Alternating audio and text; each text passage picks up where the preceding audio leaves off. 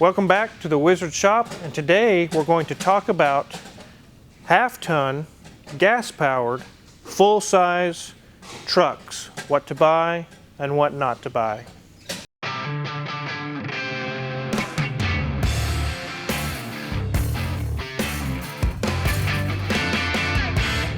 So hey, Car Wizard, did you know that trucks have been around since the late 1800s? The 1800s? Really, yeah. They actually were like cars that they kind of modified. You kind of had to, it's kind of a DIY project. You had to put your own bed on it.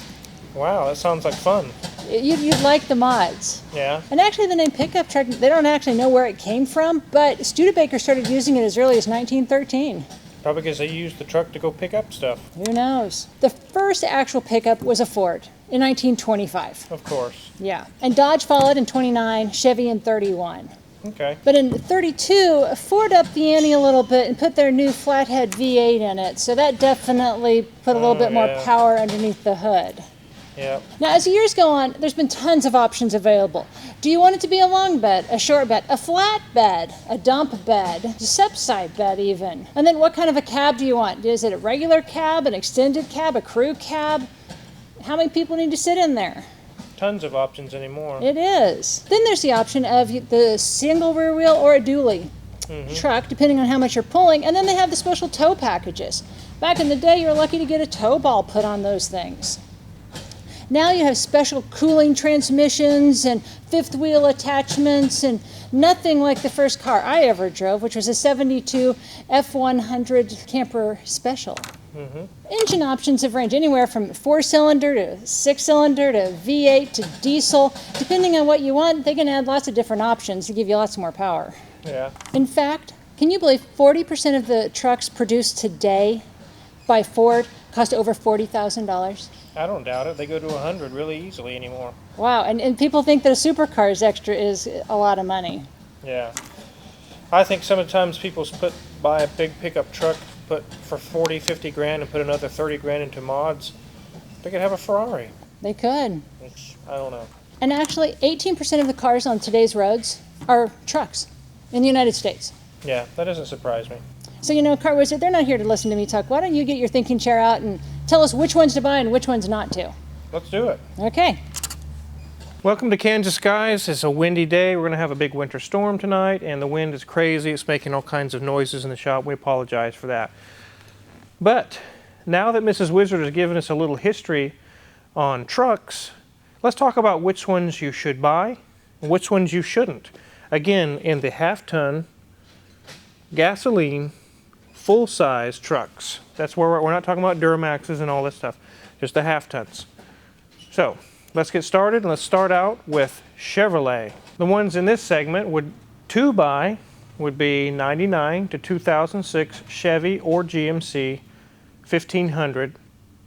Whether that be extended cab, long bed, it doesn't matter. We're just talking about the truck in general. How it's set up is going to be your opinion or how you want your truck set up. But these are the years of the LS-based 4.8, 5.3 motor, and it predates the active fuel management option that turns a V8 into V4 and multiple displacement and so much trouble with those. Nothing but trouble with those. These are the years to buy a Chevy truck that, except for normal wear and tear, you can expect to get in it, it starts, it goes. This is the era of trucks from Chevrolet that I prefer. No hassle, no BS. They run, they work, and they're easy to work on. I can pull an LS motor apart blindfolded. I mean, it's just so easy to work on. So those are the ones I recommend to buy in the Chevy GMC segment. The one not to buy in this segment is 2007 and newer Chevy or GMC half-ton pickup truck. Now, I'm not necessarily meaning 2017, 18, 19. I'm not too familiar with those. Some of those are still under warranty. I've not had them in the shop. What are the failure rates? I'm not sure on those yet. Mainly it'd be like 9, 10, 11, 12, in that range. And the reason for that is strictly it's not the truck's fault. And it's not even really the engine's fault so much as the active fuel management on these. I've done so many cams and lifters on these, and you have to pull the heads off to get the cam out.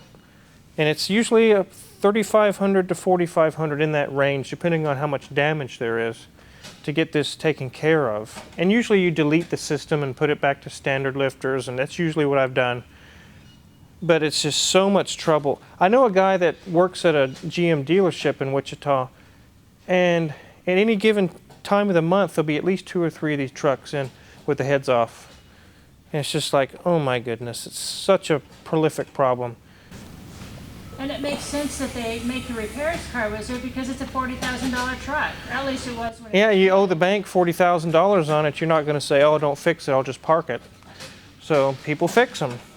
But it's just really sad. And you're going to find out this problem isn't just with Chevrolet. It stems on other makes too. So let's move on to the next segment. Now we're going to move to Ford half-ton, full-size, gasoline trucks. And the ones to buy in this segment is 97 to 2003 F-150. These have the 4.6 and the non-3-valve 5.4. And they do have some spark plug issues with the engines, but that's not such a huge problem. You can get that taken care of with Healy coils and fix it and be back on the road. But generally these engines are reliable. They just chug along and keep going. Crazy D had a green, I think it was a 99 or 98. It just keeps going and going over 250,000 miles, no trouble. They don't look the best. Their styling it's not so great, but they're okay. They're reliable. You can get them fairly cheap. Ford seemed to be the cheaper trucks in those years. And those are the ones to buy. They're really a good truck. The ones not to buy are 2004 to 2010 F-150, specifically with the 3-valve 5.4. The 4.6 liters, if you get one of those, I guess those would be okay. But this is specifically the 3-valve 5.4. If you're not familiar with the issues of these engines, click the link below and you can check my video in the past that I did. It got so many views, it's insane. Because this problem is the most prolific, horrific problem of all trucks to me. It is just nasty. There are people that say that this problem can be fixed by cam phasers and this or that. I'm not going to send a customer away and that's all that I fixed, and then it comes back 6 months later, it's clacking, the cam phasers are clacking again. So I thought we had this fixed, and I've been through that problem before. I personally didn't do the repairs, but at the shop I worked at in years past, they tried the cam phaser timing chain issues. After about the 5th one, the owner of that shop said, you know what, if a customer has this problem, they're getting a new engine, or get out. We're not going to mess around with timing chains and phasers. Ford never did do a recall on this because percentage-wise, there wasn't enough, I suppose. But I have seen so many. I actually have one coming in a couple of weeks. It's a 04 F-150. It's getting a new engine. This will be number 14, guys. Engine number 14 at $6,200 a pop. The only reason this person's fixing it is because it's cheaper than buying another truck. They got the truck for really cheap. By the time they fix it, they'll be in it about what a good truck is in that range, so they're not losing anything. And I get it, I understand that, I agree with him on that. But unless you're prepared, like this customer will be, to spend $6 or $7 grand, pow, right after you buy the truck, stay away from these trucks. Just don't do it. You see one on the lot, oh, that's really cheap. Don't do it, guys. Walk away. Now we're going to move to the Dodge segment. Again, half-ton, gas, full-size pickup trucks. And the ones to buy is 94 to 2003 Dodge Ram 1500. These actually look really good. I think they look classy. Even today I see 95, 96 Dodge Rams on the road that are clean and they're in good shape. And it's like, that still today looks like a really nice truck. They look good. This is the era of 5.2, 5.9, and then at the end of this era, they got the 5.7 Hemi. These are all good engines. Excellent, excellent engines. The 5.2 and 5.9 were never known to be super powerhouses, but they last, they pull stuff, they do the job without a whole bunch of trouble. And any engine that's out there, you can find things wrong with production runs of engines, but these didn't have a whole lot of trouble. There were some transmission issues with these, but Usually by now you can get that fixed for $1,000, $1,500. Have someone pull the transmission, rebuild it, and maybe at the most $2,000.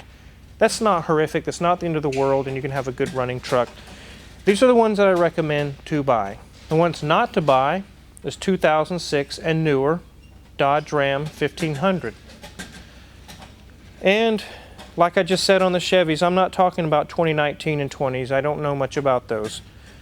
But these have the same exact problem as the Chevys do, except they don't call it AFM or active fuel management. They call it MDS, multiple displacement system. And it uses the same exact technology. And guess what? The same exact failures. You can have cams, they have rollers on the lifters that roll on the camshaft, and this goes bad, and then the lifter turns sideways, it wipes out the block and destroys the engine. I've done several sets of these already where you have to, again, pull the heads on a Hemi, an MDS Hemi, pull the cam out, put a set of lifters, cam, $3,000 or $4,000. I just can't believe that two different manufacturers using the same technology but completely different parts have the same failures all over again. It just really saddens me. I don't want you guys to buy one of these because I don't want you to get it home and you're excited about your truck and then you start hearing the tuck, tuck, tuck, tuck, tuck, tuck, or even the lifter makes a sound. It sounds just like that, in fact. You guys may laugh, but it sounds just like that. Then you know that sound is $4,000. There's no way around it, $4,000. And it's just like, your heart sinks. So stay away from those guys. Oh, and before we move on to the next segment, the 4.7 liter Dodge. I don't care if it's in a Jeep, I don't care if it's in a Dodge Ram, I don't care if it's in a Dakota, run. Blown head gaskets all the time. I've had vehicles come in here, it gets totaled. It's totaled. The head gasket's blown. $5 or $6,000 to fix the head gaskets. And the vehicle's not worth that. So the vehicle gets towed away. Totaled. Totaled. Totaled, guys. It's ruined. So stay away from the 4.7s. Now we move on to Nissan full-size, half-ton, gas-powered trucks. I'm going to start with not to buys because it's going to move us to the to buys. The ones not to buy is 2003 to 2015 Nissan Titan with a 5.6 liter in it. These had numerous catalytic converter problems, and I did a previous video on this already. It's not so much that the cats go bad, it's that the cats go bad and somehow pieces of the ceramic material inside get sucked up into the engine and it destroys the whole engine. When I was working at a previous shop, we had Armadas and Titans, several of them come in, we put new engines in, all because the cats went bad. If you watch my previous video, it talks about a couple that had their Armada in, their whole Bahamas vacation was ruined. And the lady cried, sat in there crying in the waiting room because the cats went bad and ruined the truck engine. There wasn't enough for a recall. However, I don't want to see this happen to you guys because you know it probably will. And I know it would happen to me too if I went out and bought a Titan. Sure enough, that it would have that problem. Do every single Titan on the face of the earth do this? No.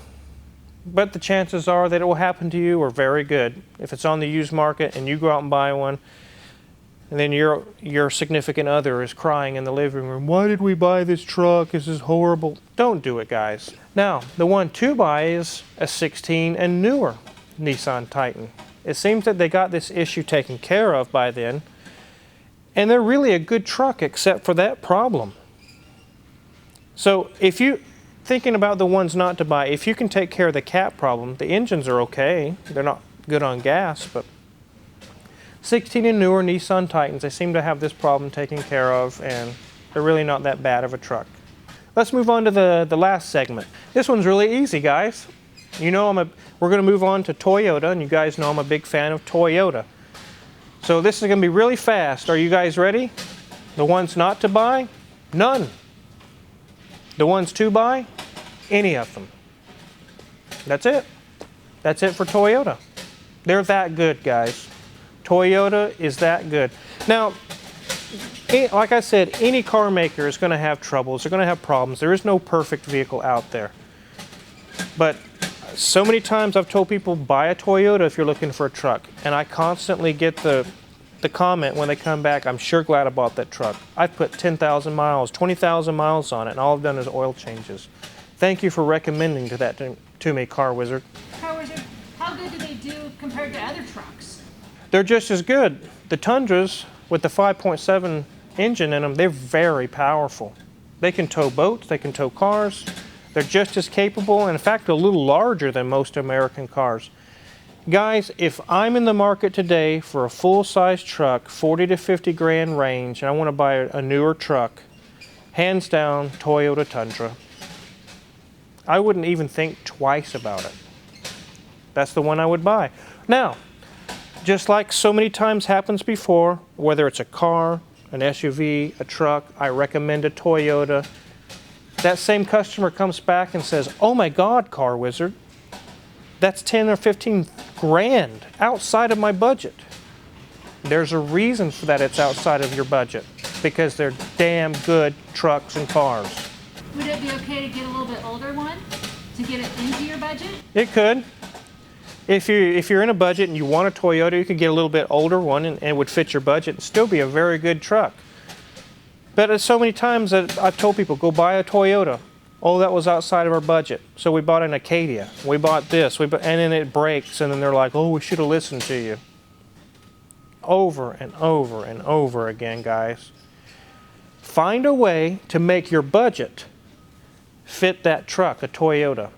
Don't find a way to make a piece of junk fit your budget. That doesn't work. That doesn't make sense. Car Wizard, is there ever a time on a Toyota that you shouldn't buy their truck?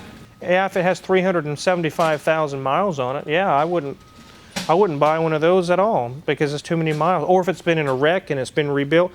That's one thing for me. If I open the door and I see that sticker on the door jamb that says rebuilt salvage or whatever, I don't care how good of a job they did. I'm not buying it. I will not buy one of those because you don't know how good of a job they did. And you start having a trouble a year from now, and you come to find out just because it was wrecked, you're stuck with it. I don't trust that stuff. So anyways, those are the to buy, not to buy, full-size, gas-powered, half-ton trucks. We'll do the others later. We'll do the big dually diesels and all that stuff. That'll be another video later. And we're also going to do another video on the small and mid-size trucks. But that's for the full-size gas half-ton trucks.